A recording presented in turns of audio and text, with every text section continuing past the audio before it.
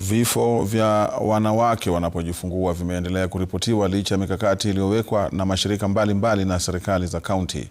Wanawake 1500 wanaripotiwa kufariki kati ya Januari 24 na Oktoba mwaka 2025 katika kaunti 25 humu nchini kutokana na kuvuja damu zaidi wakati wa kujifungua.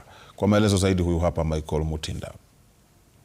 Takwimu za shirika la afya nchini zinaonyesha kuwa visa vya wanawake kufariki kutokana na kuvuja damu nyingi vimekithiri mno katika kaunti ya Nairobi, ambapo visa 98 viliripotiwa mwaka uliopita, Nakuru 97, Garissa 84, huku Laikipia, Bomet, West Pokot zikiwa na visa vichache zaidi. Hii ni licha ya mikakati mbalimbali kuwekwa. Ukosefu wa wataalamu, utepetevu wa maafisa wa afya ni kati ya sababu kuu zinazochangia vifo hivyo. 1, identifying and being able to examine how much blood she has already lost in the process of labor.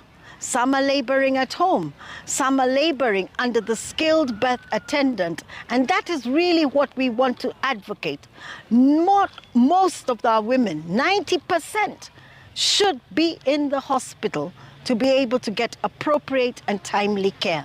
Mwishoni wa mwaka uliopita, Lilian Mwikali kutoka katika kijiji cha Chusiani huko Kibwezi, kaunti ya Makueni, alijifungua pacha katika hospitali ya Kampu na baadaye akakumbwa na matatizo ya kuvuja damu kupita kiasi na kuaga dunia.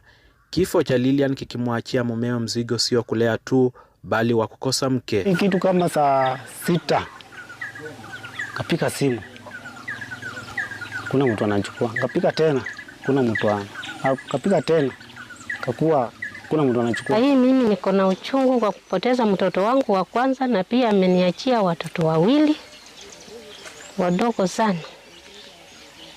Na sasa kwa hicho kitendo kinaniuma roho yangu sana. Hali sio tofauti kwa Karen Bahati. Bahati alijifungua katika hospitali hiyo na kuhamishiwa hadi katika hospitali ya Makindo, ambapo hali yake ikawa mbaya zaidi na kufariki baada ya kuvuja damu nyingi. Mzigo wa malezi ya mwanao yakichukuliwa na dadake. Nikaona tu ni vizuri na ni vyema nisaidie huyu mtoto wa sistangu asije akasafa.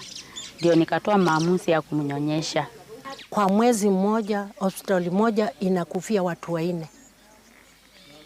Tunaweza linganisha na huko vijijini, watu wameanza kusema watazalia huko vijijini. I want to state that as much as yes there are deaths that are taking place everywhere in this country, we have tried to mitigate as the county government of Makueni. When you look at our cases previously, the cases were so huge. Now the cases have significantly reduced. Zaidi ya vifo 1500 vya kina mama wanapovuja damu nyingi wakati wa kujifungua vimeripotiwa kote nchini.